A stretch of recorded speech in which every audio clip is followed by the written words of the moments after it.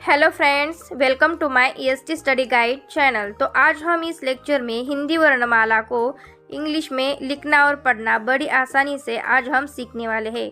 तो वीडियो को एंड तक जरूर देखना और वीडियो अच्छी लगी तो लाइक एंड चैनल को सब्सक्राइब करना मत भूलना। तो चलिए, आज हम इस लेक्चर में हिंदी वर्णमाला को इंग्लिश में लिखना और पढ़ना बड़ी ट्रिक के साथ आज हम सीखने वाले हैं। तो वीडियो एंड तक जरूर देखना।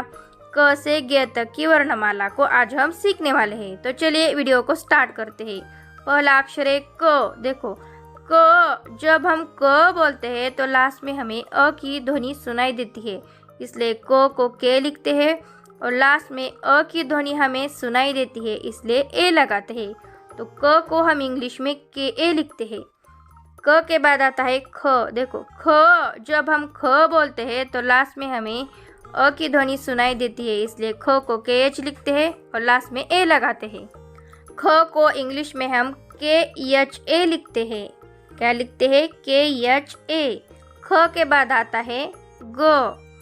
ग जब हम ग का उच्चारण करते हैं तो लास्ट में हमें अ की ध्वनि सुनाई देती है, ग, इसलिए ग को हम इंग्लिश में जी लिखते हैं और लास्ट में अ की ध्वनि हमें सुनाई देती है, इसलिए ए लगाते हैं।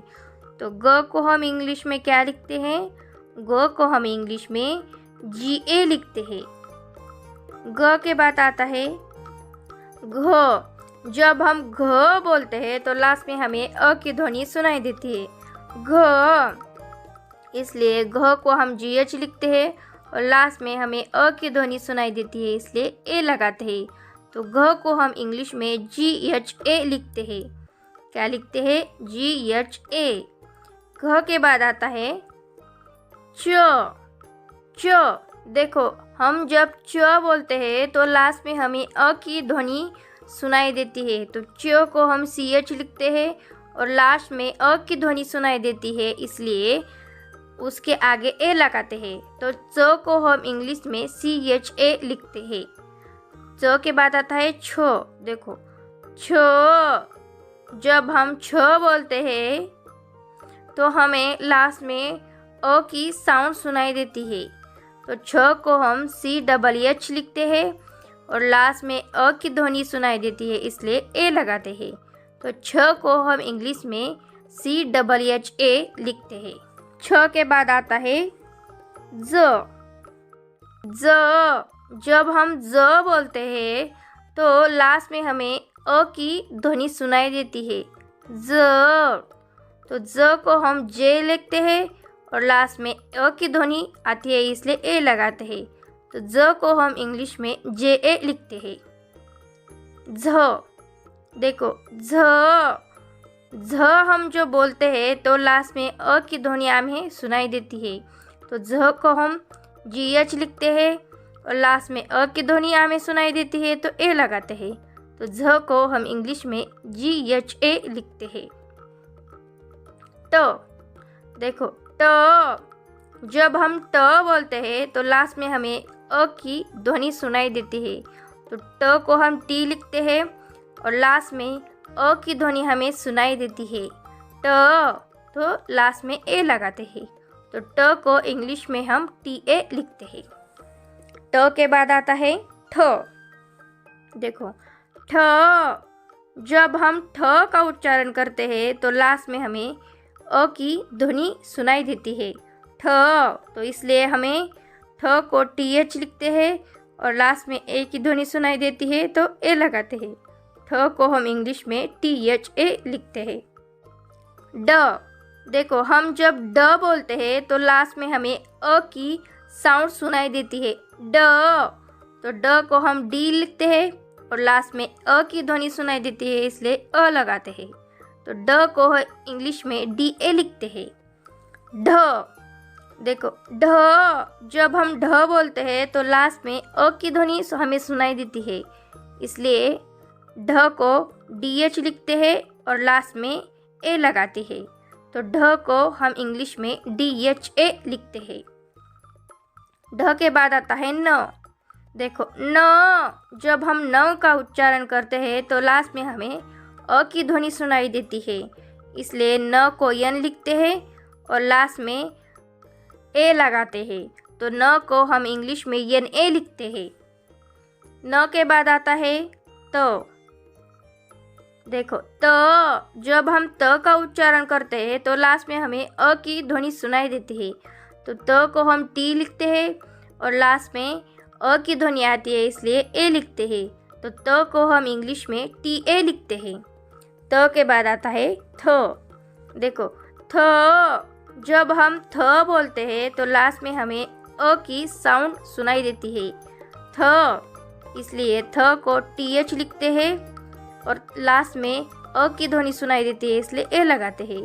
तो थ को हम इंग्लिश में टी एच ए लिखते हैं। द। देखो द का हम जब उच्चारण करते हैं तो लास्ट में अ की ध्वनि हमें सुनाई देती है इसलिए द को डी लिखते हैं और बाद में ए लिखते हैं। तो द को हम इंग्लिश में डी ए लिखते हैं। ध। देखो ध जब हम ध बोलते हैं तो लास्ट में हमें अ की ध्वनि सुनाई देती है इसलिए ध को हम डी एच लिखते हैं और लास्ट में ए लगाते हैं।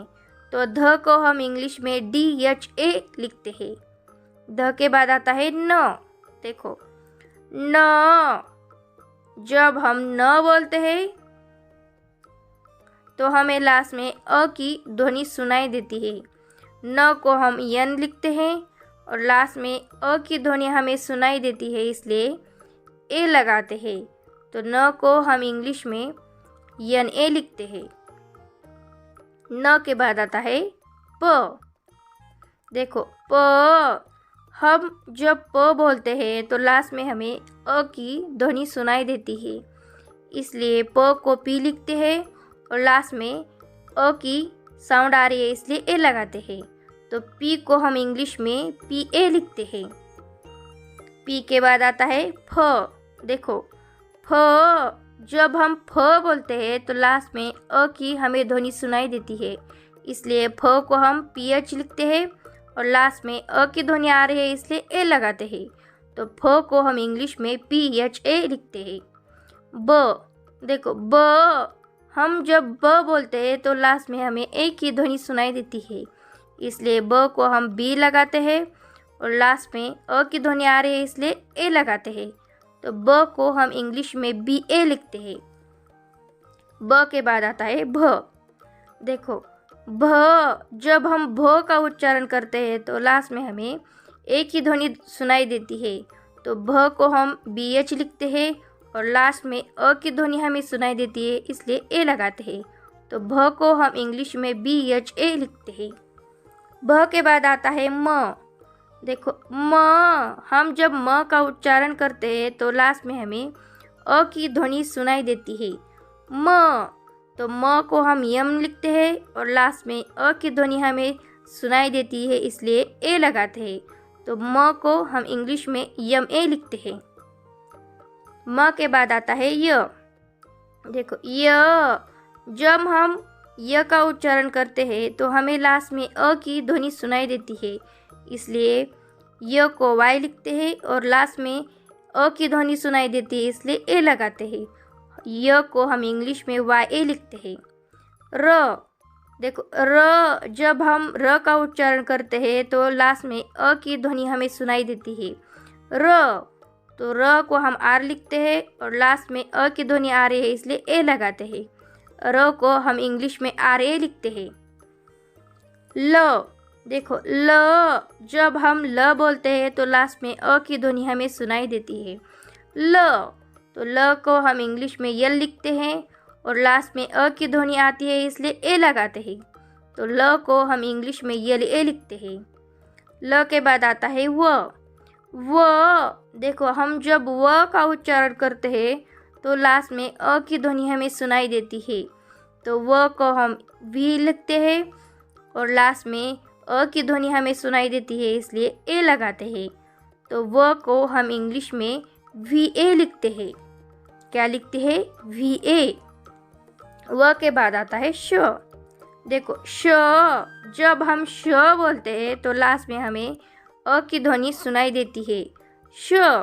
तो श को हम इंग्लिश में यस यच लिखते हैं और लास्ट में हमें ए की ध्वनि सुनाई देती है, इसलिए ए लगाते हैं। तो श को हम इंग्लिश में SHA लिखते हैं। श श देखो, श हम जब बोलते हैं तो हमें लास्ट में अ की साउंड सुनाई देती है, श। तो श को हम इंग्लिश में SH लिखते हैं और अ की लास्ट में ध्वनि आ रही है, इसलिए ए लगाते हैं। तो श को हम इंग्लिश में SHA लिखते हैं। श के बाद आता है स। देखो, स जब हम स बोलते हैं तो लास्ट में हमें ए की ध्वनि सुनाई देती है। तो स को हम इंग्लिश में यस लिखते हैं। अ की ध्वनि लास्ट में आ रही है, इसलिए ए लगाते हैं। तो स को इंग्लिश में हम SA लिखते हैं। स के बाद आता है ह। देखो, ह जब हम ह बोलते हैं तो लास्ट में हमें अ की ध्वनि सुनाई देती है, इसलिए ह को हम यच लिखते हैं और लास्ट में अ की ध्वनि आ रही है, इसलिए ए लिखते हैं। तो ह को हम इंग्लिश में HA लिखते हैं। क्या लिखते हैं? HA। ह के बाद आता है क्ष। देखो, क्ष जब हम श का उच्चारण करते हैं, देखो क्ष, तो क की भी साउंड आ रही है और श की भी साउंड आ रही है, इसलिए क्ष को हम इंग्लिश में KSH लिखते हैं और लास्ट में अ की ध्वनि आ रही है, इसलिए ए लगाते हैं। तो क्ष को हम इंग्लिश में KSHA लिखते हैं। क्या लिखते हैं? KSHA। क्ष के बाद आता है तो ज्ञ। देखो, ज्ञ बोलते हैं तो हमें ज्ञ में द, न और य की साउंड सुनाई देती है, इसलिए ज्ञ को हम DNY लिखते हैं और लास्ट में हमें अ की ध्वनि सुनाई देती है, इसलिए ए लगाते हैं। तो ज्ञ को हम इंग्लिश में DNYA लिखते हैं। क्या लिखते हैं? DNYA। आपको मेरी ये वीडियो